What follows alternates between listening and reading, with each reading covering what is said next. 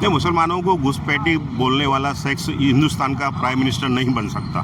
नांदेड़ के अंदर वसंतराव चौहान कम से कम 2 लाख की लीड से चुन के आ रहे हैं। अगर लाल किला मुसलमानों ने बनाया तो मुसलमानों को उस लाल किले पे इन्हों झंडा लहराते तो मुसलमानों को घुसपैठ कैसा बोल सकते? कांग्रेस ही आगे जो काम कर सकती है, एजुकेशन लाइन में हो या और कोई भी समाज के जो भी मसले मसाइल हैं, कांग्रेस ही हल कर सकती है। 2 लाख नौकरियां नहीं दी, 2 करोड़ देने का वादा तो झूठा है। 15 लाख भी नहीं आया अभी में। स्वागत है आपका द साउथ टाइम्स में। मैं हूं जैद अहमद।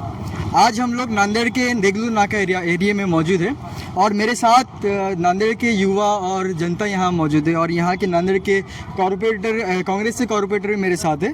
तो मैं सर सबसे पहले आपसे सवाल ये करता हूँ कि इस बार किसकी सरकार बन सकती है, आपको क्या लगता है?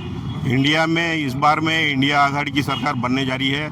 हमारे नेता राहुल जी गांधी ये 5 या 6 जून को पंतप्रधान पद की शपथ लेने वाले हैं। अच्छा, तो सर जैसा कि मैं ये देख सकता हूँ कि प्राइम मिनिस्टर नरेंद्र मोदी ने हाल ही में एक अपने बयान में कहा है कि हिंदुस्तान में जो है मुसलमान घुसपैठी है, तो इसके ऊपर सर आप क्या बोलना चाहेंगे? अभी पंतप्रधान साहब का बोलना ही गलत है, जबकि हमारी मिलिट्री कई लोग शहीद हो रहे हैं। उसके बाद में इतनी मिलिट्री होने के बाद अगर कोई घुसखोर आता है तो इन्हों तो पंतप्रधान रहने का अधिकार ही नहीं है, जबकि उनको जब इनकी खुद की हुकूमत पर इनको हमारी मिलिट्री के ऊपर इनको भरोसा नहीं है। ये एक इतने जवाबदार शख्स है, उसके बाद ये बेजवाब की ऐसी बात करते हैं तो उनको पंतप्रधान रहने का अधिकार नहीं। तो सर जैसा कि प्राइम मिनिस्टर नरेंद्र मोदी ने अभी हाल ही में अपने एक बयान में मुसलमानों को घुसपैठिया कहा है, तो इसके ऊपर सर आप क्या कहेंगे? नहीं, मुसलमानों को घुसपैठी बोलने वाला शख्स हिंदुस्तान का प्राइम मिनिस्टर नहीं बन सकता। क्योंकि क्या है, प्राइम मिनिस्टर जब 15 अगस्त को लाल किले पे झंडा फहराते तो लाल किला किसने बनाया?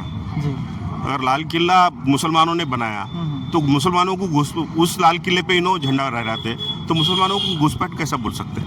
सर मेरा दूसरा सवाल आपसे ये है कि प्राइम मिनिस्टर ने ये कहा है कि कांग्रेस के मैनिफेस्टो में लिखा हुआ है कि हिंदुस्तान की जो संपत्ति है उसमें सबसे पहला मुसलमानों का है, तो ये इसके ऊपर आप क्या कहेंगे? नहीं, मैनिफेस्टो 56 पेज का है जी, और वो मैनिफेस्टो मैंने पूरा पढ़े वाला है, एक एक शब्द पढ़े वाला है। तो उसमें एक भी जगह पे मुसलमान शब्द नहीं है, इस्लाम शब्द नहीं है, एक भी जगह पे हिंदू शब्द नहीं है या हिंदुत्व शब्द नहीं है, ऐसा कोई धार्मिक शब्द उस पर है ही नहीं। तो उन्होंने मैनिफेस्टो पहले पढ़ना चाहिए, उसका अभ्यास करना चाहिए और उसके बाद में उसके ऊपर प्रतिक्रिया देना चाहिए। सर बीजेपी का ये कहना है कि सबका साथ सबका विकास हम चलाते हैं, तो इसके ऊपर आप क्या कहेंगे? सबका साथ सबका विकास बीजेपी का बोलना ही गलत है। अगर सबका साथ सबका विकास है तो उनको मुसलमानों के खिलाफ बोलने का अधिकार ही नहीं है, क्योंकि पंतप्रधान जब रहता है तो पंतप्रधान एक कौम का एक इसका नहीं रहता, सबका होगा।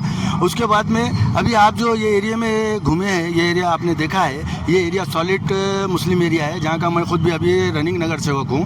हमने जो यहाँ पर लोगों में जो जज्बा जो आप देख रहे हैं ये सिर्फ मोदी के खिलाफ है और कांग्रेस के हक में है। आने वाले वक्तों में अभी हमारे नांदेड़ का मैं आपको बताता हूँ, सिर्फ नांदेड़ के अंदर वसंतराव चौहान कम से कम 2 लाख की लीड से चुन के आ रहे हैं और हमारा जो वोटिंग परसेंटेज है मुस्लिम का वो 70 से अबव है।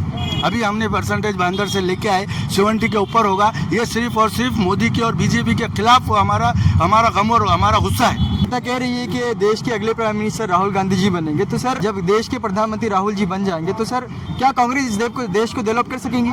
बिल्कुल, यकीनन डेवलपमेंट बहुत अच्छा होगा। मैनिफेस्टो में देखो तुम, मैनिफेस्टो में सब क्रांतिकारक निर्णय है पूरे, युवकों के लिए, महिलाओं के लिए, अल्पसंख्यकों के लिए, दलितों के लिए, आदिवासियों के लिए, सबके लिए मैनिफेस्टो में उनके हक की बात है, इसलिए डेवलपमेंट जोरों में होने वाला है। सर जैसे कि बीजेपी का ये दावा था कि हम 2000 करोड़ नौकरियां देंगे इस देश में, तो सर इसके ऊपर आप क्या कहना चाहते हैं? 2 लाख नौकरियां नहीं दी, 2 करोड़ देने का वादा तो झूठा है। 15 लाख भी नहीं आया अभी मेरे। क्या सर कांग्रेस की सरकार आएंगी तो क्या वो वादे पूरे कर पाएंगे? इंशाल्लाह हमारे को उम्मीद है, अल्लाह की ज़ात से उम्मीद है, कांग्रेस की सरकार से तवक्को है। सर बीजेपी के एमपी का जो नारा है कि इस बार हम 400 पार आएंगे तो हम संविधान को खत्म कर देंगे, ये 150 पार हो जाएंगे तो बहुत बड़ी बात हो जाएगी। सर मेरा दूसरा आखिरी क्वेश्चन आपसे ये है कि प्राइम मिनिस्टर नरेंद्र मोदी ने अभी हाल ही में अपने भाषण में मुसलमानों को घुसपैठिया कहा है, मुसलमानों को ज़्यादा बच्चे पैदा करने वाले कहा है, तो इसके ऊपर आप क्या बोलना चाहेंगे? ये हमारी गंगा जमनी तहजीब को बिगाड़ने वाला और तुष्टीकरण की राजनीति करने वाले प्रधानमंत्री है, जो अब नहीं रहेंगे।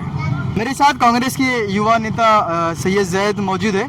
तो जैद मेरा आपसे पहले सवाल है कि इस बार किसकी सरकार बनना देखना चाहते हैं आप? कांग्रेस की। तो कांग्रेस की ही क्यों आप सरकार को देखना चाहते हैं? कांग्रेस ही आगे जो काम कर सकती है, एजुकेशन लाइन में हो या और कोई भी समाज के जो भी मसले मसाइल रहेंगे, कांग्रेस ही हल कर सकती है। गरीब तबकात आज एक नहीं रास्ते पर आ गए, नोटबंदी किया, क्या हालात हुई, कई लोग मर गए। कोरोना में एक नहीं ये उद्धव ठाकरे जी ने जो काम किया, जो महाविकास आघाड़ी ने वो जिस तरीके से काम किया, वो अब उनको पसंद नहीं आया, इसलिए उन्होंने यहाँ की सरकार को फोड़ने का काम किया। इसलिए हमें कि नहीं कांग्रेस को लाना चाहते हैं। जैसे कि आप लोग देख सकते हैं कि मेरे साथ यहाँ नाके की जनता मौजूद है और सब लोग ने अपना अपना पक्ष रखा है कि इस बार वो बीजेपी को इस मुल्क से हटाना चाहते हैं और कांग्रेस को सत्ता में लेना चाहते हैं।